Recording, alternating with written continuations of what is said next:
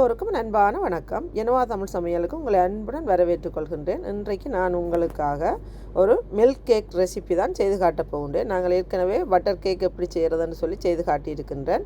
அந்த பட்டர் கேக்கு மாதிரி தான் கேக்கை செய்து போட்டு அதுக்கு மேலால் நாங்கள் மில்கை ஊற்றி சாப்பிட்ற மாதிரி ஒரு டெசர்ட் தான் நான் இன்றைக்கு செய்து காட்டப் போகின்றேன். இது இப்போ பார்த்தீங்கன்னு சொன்னால் இளைய சமுதாயத்தின் மத்தியில் இது ஒரு ரெண்டிங்காக போய்கொண்டிருக்கிற ஒரு ரெசிபி. இந்த மில்க் கேக்கை தான் இப்போ எல்லா பிள்ளைகளும் விரும்பி சாப்பிட்றார்கள். அந்த ரெசிப்பியை தான் நான் இன்றைக்கு உங்களோட பகிர்ந்து கொள்ள போகிறோம். வாங்க வீடியோக்குள்ளே போய் இந்த மில்க் கேக் செய்கிறதுக்கு என்னென்ன பொருட்கள் தேவைன்னு சொல்லியும் அதை எப்படி இலகுவாகவும் சுவையாகவும் அழகாகவும் செய்யலாம்னு சொல்லி பார்ப்போம். அதுக்கு முதல் இதுவரை யாராவது என்னுடைய சேனலை சப்ஸ்கிரைப் செய்யாமல் இருந்தால் சப்ஸ்கிரைப் செய்து கொள்ளுங்க. கூடவே அந்த அருகில் தோன்ற பெல் பட்டனையும் அழுத்தி விடுங்க. அப்பொழுதுதான் நான் போடுற ஒவ்வொரு வீடியோக்களும் உங்களுக்கு உடனுக்குடன் வந்து சேரும். இப்போ நாங்கள் செய்ய போகிற இந்த மில்க் கேக் ரெசிபிக்கு தேவையான பொருட்களை பார்க்க போகிறோம். இதில் பார்த்தீங்கன்னு சொன்னால் 150 கிராம் செல்ஃப் ரைசிங் ஃப்ளவர் எடுத்து வச்சுருக்கிறேன். அடுத்தது 150 கிராம் பட்டர் எடுத்து வச்சுருக்கிறேன். இங்கே 150 கிராம் சீனி எடுத்து வச்சுருக்கிறேன். நான் பவுடர் சீனி எடுத்து வச்சுருக்கிறேன். அடுத்தது இந்த முட்டை வடுக்கு மணக்காமல் இருக்கிறதுக்காக ஒரு சின்ன துண்டு தேசிக்காய் எடுத்து வச்சுருக்கிறேன். மற்றது குளிர் இல்லாமலுக்கு ரூம் டெம்பரேச்சரில் 4 தேக்கரண்டி பால் எடுத்து வச்சுருக்கிறேன். அடுத்தது வெனிலா விட போகிறேன். 1 தேக்கரண்டி அளவு வெனிலா, 2 முட்டை. இப்போ நீங்கள் செல்ஃப் ரைசிங் ஃப்ளவர் போடாமலுக்கு நார்மல் பிளேன் ஃப்ளவர் போடுறீங்கன்னு சொன்னால் 1 தேக்கரண்டி பேக்கிங் பவுடர் போடணும். இங்கே இதுக்குள்ள பேக்கிங் பவுடர் கலந்து இருக்கிறபடியே நான் போட இல்லை. ஆனால் நார்மலாக நான் கேக் கேட்க பேக்கிங் பவுடர் போடுறேன். நான் இதுக்கு ஏன் போட இல்லைன்னு சொன்னால் இந்த செய்ய போகிற இந்த ரெசிபிக்கு நாங்கள் கேக்கை செய்துட்டு இதுக்கு மேலே மில்க் ஊற்ற போகிறோம். அப்போ அது மில்கை ஊற்றி வெட்டி சாப்பிடல உங்களுக்கு கூட சாஃப்டாக இருந்துச்சுன்னு சொன்னால் உங்களுக்கு துண்டாக வராது, துண்டு போட வராது. அந்த ஒரு டெசர்ட் மாதிரி நீங்கள் எடுத்து ஆக்களுக்கு சர்வ் பண்ணுறதுக்கெல்லாம் வராது. அப்போ அதுக்காகத்தான் நான் பேக்கிங் பவுடர் போடாமலுக்கு பேக்கிங் பவுடர் கலந்த மாவையை அடிக்க போகிறேன். வாங்க இதை எப்படி செய்யலாம்னு பார்ப்போம். இப்போ நாங்கள் வளமையாக கேக் அடிக்கிற மாதிரி கேக் அடிக்க போகிறோம். இப்போ இந்த பட்டரை இதுக்குள்ளே போடுறேன். நான் பட்டரை நீங்கள் கொஞ்சம் ஒரு அரை மணி நேரத்துக்கு முதலே ஃப்ரிட்ஜில் எடுத்து வச்சிங்கன்னு சொன்னால் உங்களுக்கு பட்டர் நல்லா சாஃப்டாக இருக்கும். அடுத்தது சீனி போடுறேன். இப்போ இந்த சீனியையும் பட்டரையும் ஒரு அடிப்போம். இப்போ நாங்கள் வளமையாக கேக் அடிக்கிற மாதிரி கேக் அடிப்போம். இப்போ பார்த்திங்கன்னா இந்த பட்டரையும் சீனியையும் நான் சேர்த்து அடிச்சிட்டேன். முழுமையாக அடிக்கலைன்னும் கொஞ்சமாக அடிச்சிருக்கிறேன். இப்போ முட்டை போடணும். முட்டை போடுறதுக்கு முதல் முட்டையை ஒருக்கா உடைச்சி பார்த்து தான் எடுக்கணும். வேறு ஒரு பாத்திரத்தில் உடைச்சி பார்த்து தான் நீங்கள் முட்டையை எப்பையும் விடணும், நேரடியாக விடக்கூடாது.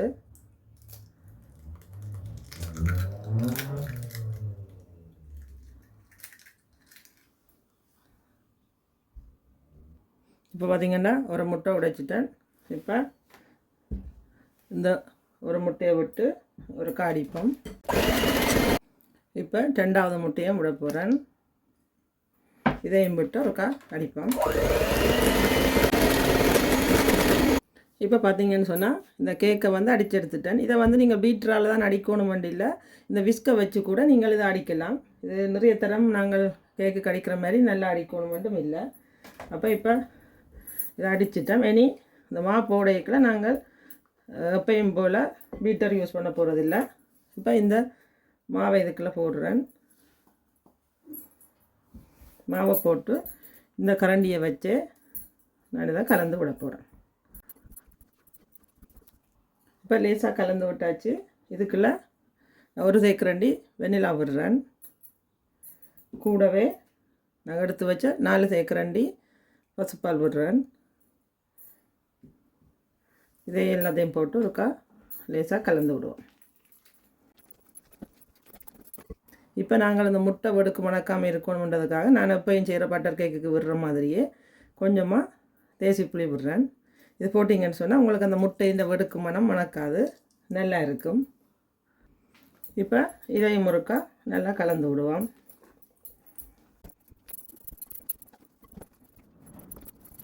இப்போ கேக் பட்டர் ரெடி ஆகிட்டது. நான் ஏற்கனவே அவனை ப்ரீ ஹீட் பண்ணி வச்சுருக்கிறேன். இப்போ அவனில் வைப்போம். இதில் ஒன்று நீங்கள் கவனிக்கணும், அவனில் வைக்கிறதுக்கு எப்பையும் போல் நாங்கள் பேக்கிங் ட்ரே பாவிக்காமலுக்கு நாங்கள் இந்த கிளாஸ் ட்ரேயில் தான் விட போகிறோம். விட்டு இதுக்கு நீங்கள் எந்த ஒரு பேப்பரும் நீங்கள் போட தேவையில்லை.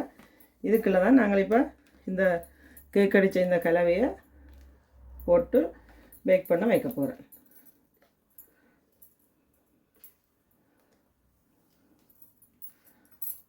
நீங்கள் எப்பயும் வீட்டில் இப்படி ஒரு கரண்டி வேண்டி வச்சிங்கன்னா உங்களுக்கு ஈஸியாக இப்படி வலிக்கிறதுக்கெல்லாம் எதுவுமே அந்த நீங்கள் கேக் அடிக்கிற பாத்திரத்துலேயோ எதுலேயோ இருக்காமலுக்கு அப்படியே நீங்கள் இலகுவாக வலிச்செடுக்கலாம். பார்த்திங்கன்னா எதுவுமே இல்லாமல் நான் வலிச்செடுத்துட்டேன். இப்போ இதை சரியாக சமப்படுத்திட்டு நாங்கள் அவளில் வைக்குவோம். இப்போ இந்த கேக் எல்லாம் இதுக்கு போட்டாச்சு. போட்டுட்டு இது ஒருக்கா நல்லா இப்படி தட்டணும். நான் இதை கீழே வச்சு இதில் வச்சு தட்டினா அது தட்டுப்படுதில்லை. கீழே வச்சு நிலத்தில் வச்சு ஒருக்கா தட்டி எடுக்க போகிறோம். தட்டியில் கிளாஸ்லேயே கவனமாக இருக்கணும். ஒரு டவலை போட்டுட்டு அதில் வச்சு நீங்கள் தட்டணும். இப்போ பார்த்திங்கன்னா நான் வடிவாக சமப்படுத்தி தட்டி கொண்டு வந்துட்டேன். இப்போ நான் இதை அவனில் வைக்க போகிறேன். நீங்கள் நார்மலாக கேக் பேக் பண்ணுற மாதிரியே பேக் பண்ணி எடுக்கணும். ஆகலை நல்ல ப்ரௌனாக வராமலுக்கு கொஞ்சம் லைட் ப்ரௌன்லேயே நீங்கள் எடுக்கணும். இப்போ நான் கேக்கை கொண்டு வந்து அவனில் வச்சுட்டேன். பேக் பண்ண அப்புறம் காட்டுறேன் உங்களுக்கு. கேக் பேக் பண்ணி வந்துட்டு நான் இப்போ இதை வழியில் எடுக்க போகிறேன். இப்போ பார்த்திங்கன்னா கேக்கு நல்ல வடிவாக சூப்பராக பேக் பண்ணி வந்துட்டுது. இப்போ இதை வந்து சரியாக ஒரு 15 நிமிஷம் நான் ஆற விட போகிறேன். ஆற விட்டுட்டு நான் இதை என்ன செய்கிறேன்னு சொல்லி காட்டுறேன். இப்போ பார்த்திங்கன்னு சொன்னால் நாங்கள் இந்த கேக் ஆறுற டைமில் நான் இதில் பால் காய்ச்சி ஆற வச்சு எடுத்து வச்சுருக்கிறேன். அதை வந்து சரியாக 1 கப்பு பால் எடுத்து வச்சுருக்கிறேன். இந்த பாலோட நாங்கள் 3 விதமான 3 மில்க் கேக்குன்னு சொல்கிறது, எல்லாம் மில்க் கேக்குன்னு சொல்லலாம், அல்லது மலாய் கேக்குன்னு சொல்லலாம். அப்போ இதுக்கு வந்து 3 விதமான பால் நாங்கள் விட போகிறோம். அதுக்காக நான் இப்போ இந்த காய்ச்சின இந்த பாலை நான் சரியாக 1 கப்பு அளந்து எடுக்கிறேன். பார்த்திங்கன்னு சொன்னால் சரியாக இந்த 1 கப்பு டின்னால் நான் அளந்து எடுத்தேன். நான் அடுத்த மில்க் என்னென்னு பார்த்தீங்கன்னு சொன்னால் இந்த எவப்ரேட்டட் மில்க் தான் எடுக்க போகிறேன். இதில் வந்து சரியாக 3/4 கப்பு எடுக்க போகிறேன். இப்போ 1/2 கப்பு அளந்து எடுக்க போகிறேன்.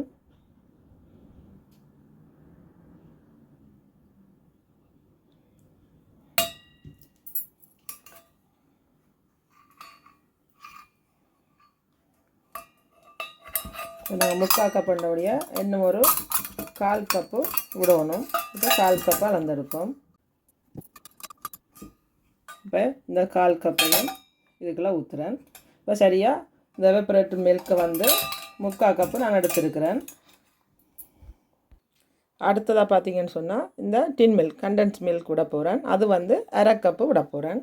இப்போ இதை அளந்தெடுப்போம்.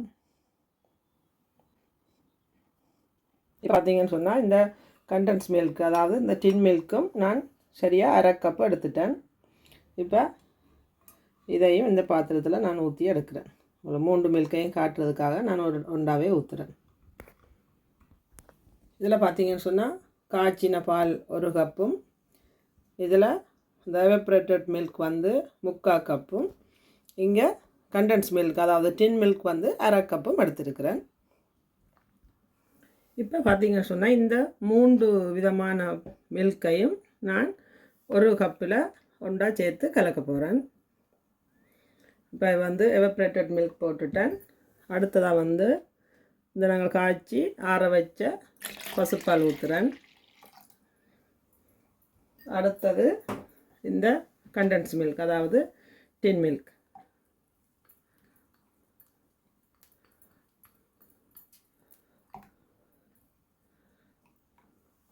இப்போ இந்த 3 விதமான மில்க்கையும் நாங்கள் ஒருக்கா நல்லா கலந்து விடுவோம். இப்போ நான் இந்த கரண்டியில் பிறண்டிருந்தபடியாக இந்த கரண்டியை வச்சு கலந்தேனா. இப்போ நாங்கள் இந்த விஸ்கை வச்சு இதை ஒருக்கா நல்லா கலந்து விடுவோம். இதை நீங்கள் அடுப்பில் ஒன்றும் வைக்க தேவையில்லை. என்னென்னா நாங்கள் ஏற்கனவே பாலை காய்ச்சி எடுத்துட்டோம். அப்போ இதை ஒருக்கா சும்மா கலந்து விட்டால் சரி. அவ்வளவுதான். நாங்கள் இந்த கேக்குக்கு மேலால் ஊற்ற போகிறோம். இந்த மில்கை கொண்டு போய் கேக்குக்கு மேலால் ஊற்ற போகிறோம். இப்போ அதுக்குரிய மில்க் கலவையை நான் ரெடி பண்ணிட்டேன். அப்போ இன்னும் கேக் ஆடுறதுக்கு ஒரு 3 நிமிஷம் இருக்குது. நாங்கள் 20 நிமிஷம் நான் கேக் ஆடுறதுக்கு வச்சேன் நான். அப்போ அதை ஆறின அப்புறம் விடுவோம். இப்போ பார்த்திங்கன்னா இந்த கேக்கு வந்து நல்லா ஆறி வந்துட்டுது. நான் சரியாக 20 நிமிஷம் எல்லாம் வச்சு ஆற வச்சு நான் இப்போ இந்த ஓரங்களை ஒருக்கா இப்படி கத்தியால் செய்து விட்டால் அந்த அந்த சைட்டுக்குள்ளேயும் வந்து நாங்கள் விட போகிற மில்க் வந்து போகும். அதுக்காக இப்படி இந்த ஓரத்தையும் கத்தியால் செஞ்சு விட்றேன். இப்போ ஒரு முள்ளு கரண்டி எடுத்து அங்கங்கே இப்படி ஓட்டை போட்டு விடுவோம். அப்போ தான் நாங்கள் விட போகிற மில்க் வந்து உள்ளுக்குள்ளே நல்லா போய் இந்த கேக்கு வந்து நல்லா ஊறி வரும். சாப்பிடைக்க நல்லா டேஸ்ட்டாக இருக்கும். அவ்வளவுதான். இப்போ நாங்கள் இந்த ஏற்கனவே ரெடி பண்ணி வச்சுருக்கிற இந்த 3 விதமான பாலையும் நான் இப்போ இதுக்கு விட போகிறேன். பார்த்தீங்கன்னு சொன்னால் நாங்கள் கேக்கில் ஏதோ நிறைய பால் இருந்த மாதிரி இருந்தது. இப்போ அவ்வளவு பாலையும் இந்த கேக்கு உள்ளுக்குள்ளே இழுத்துட்டுது. அவ்வளோதான். நாங்கள் ரெடி பண்ணி வச்சுருந்த எல்லா பாலுமே நான் விட்டுட்டேன். பார்த்தீங்கன்னா இதை இப்போ நான் ஒரு 20 நிமிஷத்துக்கு திரும்ப நான் இப்படியே கொண்டு போய் ஃப்ரிட்ஜில் வைக்க போகிறேன். ஃப்ரிட்ஜில் வச்சு போட்டு அதுக்கு பிறகு திரும்ப என்ன செய்யணும்னு நான் காட்டுறேன். இப்போ இதை இந்த க்ளீன் ஃபிலிமால் மூடிட்டு நான் இதை ஃப்ரிட்ஜில் போட்டு வைக்க போகிறேன். இப்போ இதெல்லாம் வடிவாக சுற்றி எடுத்தாச்சு. இதை இப்படியே கொண்டு போய் ஃப்ரிட்ஜில் வைக்க போகிறேன். இப்போ பார்த்தீங்கன்னு சொன்னால் இந்த கேக்கு கொண்டு போய் நான் அந்த மில்கை ஊற்றி ஃப்ரிட்ஜில் வச்சுட்டேன். இப்போ அந்த டைமில் நாங்கள் அதுக்கு மேலால் நாங்கள் டெக்கரேட் பண்ணுறதுக்காக நான் ஒரு க்ரீம் ஒன்று ரெடி பண்ண போகிறேன். அதுக்காக பார்த்தீங்கன்னு சொன்னால் இந்த டபுள் க்ரீம் தான் எடுத்து வச்சுருக்கிறேன். அதாவது ஃப்ரெஷ் க்ரீம் எடுத்து வச்சுருக்கிறேன். இப்போ அதை வந்து சரியாக 1 கப்பு ஃப்ரெஷ் க்ரீம் எடுக்க போகிறேன். நான்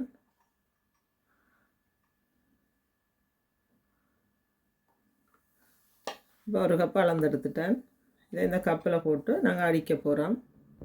இப்போ இதுக்குள்ள வாசத்துக்காக நான் வெண்ணிலா விட போகிறேன். இப்போ ஒரு 1/2 தேக்கரண்டி வெண்ணிலா விடுறேன். நீங்கள் இதுக்கு விடாட்டாலும் பரவாயில்லை, நான் விட்டால் நல்ல வாசமாக இருக்கும். அதுக்காக நான் விடுறேன். அடுத்தது ஐசிங் சுகர் எடுத்து இதில் வந்து 4 தேக்கரண்டி ஐசிங் சுகர் போடுறேன். இப்போ இந்த போட்ட பொருட்கள் எல்லாத்தையும் நான் ஒருக்கா இந்த பீட்டரால் அடித்து எடுக்க போகிறேன். இதை வந்து நீங்கள் கவனமாக இருக்கணும். நிறைய நேரம் அடிச்சிங்கன்னு சொன்னால் அது உங்களுக்கு இப்போ இதை வந்து நான் அடித்து எடுத்துட்டு ஐசிங் போடுற மாதிரி அந்த பேக்கில் போட போகிறேன். அப்போ நீங்கள் நிறைய நேரம் அடிச்சிங்கன்னு சொன்னால் உங்களுக்கு அது நல்லா வராது. அதுக்கேற்ற மாதிரி அடிக்கணும்.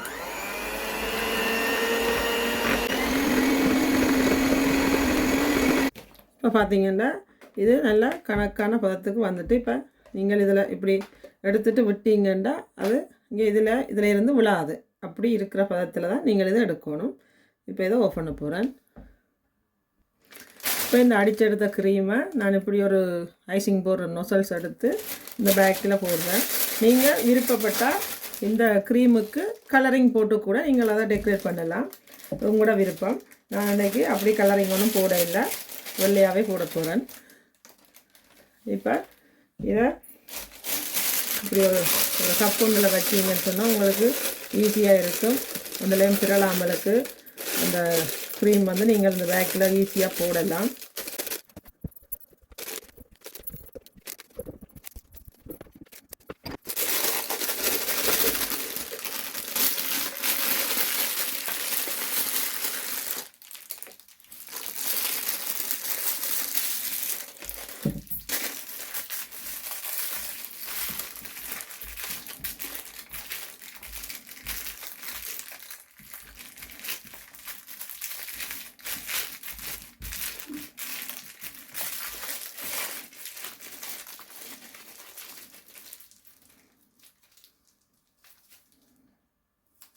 இப்போ பேக்கில் போட்டு ரெடி ஆகிட்டுது. இப்போ நாங்கள் ஃப்ரிட்ஜில் வச்சதை பாப்பம் அப்படி இருக்குண்டு. இப்போ நாங்கள் ஃப்ரிட்ஜில் வச்ச கேக்கு எடுத்துட்டோம் வெளியில். பார்த்திங்கன்னா நாங்கள் விட்ட மில்க் எதுவுமே இல்லை உங்களுக்கு. எல்லாமே இந்த கேக் வந்து உறிஞ்சி எடுத்துட்டுது. இப்போ இதுக்கு மேலால் இந்த விப்பிங் க்ரீமை நான் போட போகிறேன். இப்போ பார்த்திங்கன்னா இந்த விப்பிங் க்ரீம் எல்லாம் வடிவாக எல்லா இடமும் பூசி போட்டுட்டேன். அது நாங்கள் செய்தது கணக்காக வந்திருக்குது இதை ஃபுல்லாக போடுறதுக்கு. பார்த்திங்கன்னு சொன்னால் இதை எண்ணெய் மலங்கரிக்கிறதுக்காக நான் இதில் கொஞ்சமாக பிஸ்தா எடுத்து சின்ன சின்ன குட்டியாக வெட்டி வச்சுருக்கிறேன். அடுத்தது இதில் பார்த்திங்கன்னு சொன்னால் காஞ்ச ரோஸ் இதழ்கள் வந்து கடையில் விற்கிது. உங்களுக்கு முழு ரோஸாகவும் காஞ்சது விற்கிது. அதுவும் நீங்கள் வச்சு இதை டெக்கரேட் பண்ணலாம். நான் இது மட்டும் வேணால் கொஞ்சம் விலை தான், ஆனால் நல்லா இருக்குது, நல்ல வாசமாகவும் இருக்கும். இதை வச்சு இப்போ நான் இப்போ அலங்காரம் செய்ய போகிறேன். இப்போ ஒரு சாப்பாடை நாங்கள் செய்து போட்டு அதை எவ்வளோ தூரம் நாங்கள் அலங்கரிக்கிறோமோ அதை வச்சு தான் ஒரு அந்த சாப்பாட்டை சாப்பிட்றதுக்கு ஒரு ஆசையும் ஒரு ஆர்வமும் வரும். அதுக்காகத்தான் அந்த சாப்பாட்டை நாங்கள் அலங்காரம் செய்கிறது. இதை இப்படியோ கூட நீங்கள் சாப்பிடலாம், ஆனால் இதை ஒரு டெக்கரேட் பண்ணி நீங்கள் சாப்பிட்க்க எல்லா ஒரு ஆக்களுக்கு கொடுக்கல பார்க்கவும் நல்ல வடிவாக இருக்கும். அந்த ஒரு சாப்பிட தூண்டுறோம் ஆக்களை நாங்கள் அவைகளுக்கு இதை பார்த்த உடனே சாப்பிட தோணும். அப்படி அதுக்காகத்தான் இந்த அலங்காரம் செய்கிறோம். உங்களுக்கு என்ன எப்படி அலங்காரம் செய்ய விருப்பமோ அது மாதிரி நீங்கள் அலங்காரம் செய்யலாம். இது வந்து உங்களுக்கு இந்த பிஸ்தா வந்து நல்ல பச்சையாக இருக்கிறது கிடைச்சிதுன்னு சொன்னால் நல்ல வடிவாக இருக்கும் பார்க்குறதுக்கு. எனக்கு கிடைச்சது கொஞ்சம் பச்சைத்தன்மை குறைவாக இருக்குது. இதுக்கு நீங்கள் பிஸ்தா வேண்டியக்கில் எந்த ஒரு டேஸ்ட்டும் போடாத வறுக்காத உப்பு போடாத பிஸ்தாவாக பார்த்து வேண்டணும். அப்போ தான் அதோட சுவை மாறாமலுக்கு நல்லா இருக்கும். இப்போ இந்த பிஸ்தாவை வச்சு அலங்காரம் செய்தாச்சு. இப்போ அங்கங்கே இந்த ரோஸ் இதழை வச்சு அலங்காரம் செய்வோம்.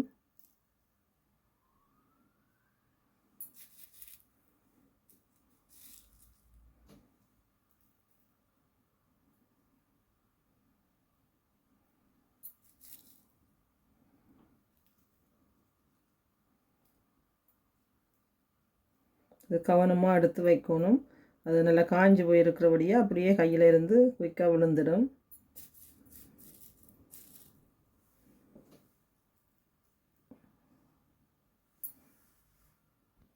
அவ்வளவுதான், நாங்கள் இதை சூப்பராக அலங்காரம் செய்துட்டோம். பார்க்கவே இவ்வளோ ஒரு அழகாக இருக்குது. இதை சாப்பிட்டாலும் அவ்வளோ ஒரு சுவையாக இருக்கும். இப்போ நாங்கள் இதை கொண்டு போய் நான் ஃப்ரிட்ஜில் வைக்க போகிறேன். ஏன்னா இந்த நாங்கள் போட்ட இந்த விப்பிங் க்ரீம் வந்து கொஞ்சம் நேரம் நீங்கள் ஃப்ரிட்ஜில் வச்சிங்கன்னு சொன்னால் தான் அப்படியே இறுகி போய் எல்லாம் செட் ஆகி வரும். இப்போ நான் ஃப்ரிட்ஜில் கொண்டே வச்சுட்டு காட்டுறேன் உங்களுக்கு. இப்போ பார்த்திங்கன்னா இந்த விப்பிங் க்ரீம் எல்லாம் போட்டு நாங்கள் டெக்கரேட் பண்ணி ஃப்ரிட்ஜில் வச்ச இந்த மில்க் கேக் வந்து ரெடி ஆயிட்டுது.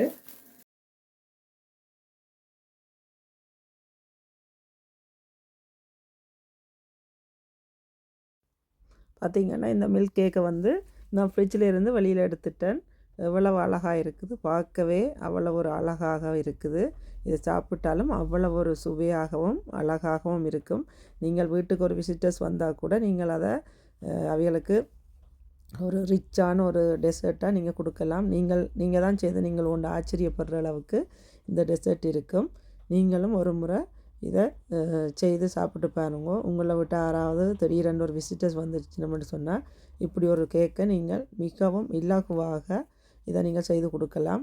யாருமே நம்ப மாட்டேன்னா நீங்கள் தான் இந்த கேக்கை செய்த நீங்கள்னு சொல்லி அப்படி ஒரு சுவையாகவும் அழகாகவும் இருக்கும் இந்த கேக்கு. இப்போ வாங்க இந்த கேக்கை எப்படி இருக்குன்னு சொல்லி வெட்டி பார்ப்போம். இப்போ நான் இதை மெல்லமாக வெட்டி எடுக்க போகிறேன். பார்த்தீங்கன்னு சொன்னால் உங்களுக்கே தெரியுது எப்படி இந்த கேக் இருக்குன்னு சொல்லி. பார்த்தா யாருமே இதை சொல்ல மாட்டேன் நீங்கள் தான் வீட்டில் செய்த நீங்கள்னு சொல்லி. இந்த மில்க் கேக்கை நீங்கள் கடையில் போய் ஒரு டெசர்ட்டாக வேண்டி சாப்பிடக்க நிறைய காசு கொடுத்து நீங்கள் இதை வாங்கி சாப்பிடணும். ஆனால் இதை நாங்களே வீட்டில் செய்யக்கல மிகவும் குறைஞ்ச காசில் அது நாங்கள் செய்யக்க நல்ல ஒரு ஆரோக்கியமாகவும் இருக்கும். எங்களுக்கு மனசுக்கு சந்தோஷமாக இருக்கும். பார்த்தீங்கன்னு சொன்னால் எவ்வளோ ஒரு அழகாக இருக்குது. நல்ல ஒரு டெலிஷியஸான ஒரு ரெசிபி பாருங்க. நீங்கள் இப்போ நான் இதை போட்டு காட்டுறேன் இப்போ எப்படி இருக்குன்னு சொல்லி. இதுக்கு மேலால் நாங்கள் அந்த கேக்குக்கு மேலால் நாங்கள் ஊற்றின அந்த மில்கையும் நாங்கள் சுத்த வர அதை விட்டுட்டு சாப்பிட்டா இன்னும் சுவையாக இருக்கும். ஆனால் இந்த கேக்கிலேயே நிறைய மில்க் ஊறி இருக்குது. உங்களுக்கு பார்த்தாலே இதை தெரியும். கேக்குக்குள்ளே மில்க் இருக்குது. அப்படி அந்த கேக்கு வந்து நல்ல ஒரு ஈரப்பதமையாக இருக்கும். அதை சாப்பிடவும் நல்லா இருக்கும். நேற்று நான் அந்த கேக்குக்கு மேலால் விட்ட மில்க் மாதிரியே நான் கொஞ்சம் செய்தேன். நான் அந்த கேக்கை இந்த கேக்கை சுத்த வர விட்டுருக்கிறேன். இதோடு சேர்த்து நீங்கள் சாப்பிடக்க மிகவும் சுவையாக இருக்கும்.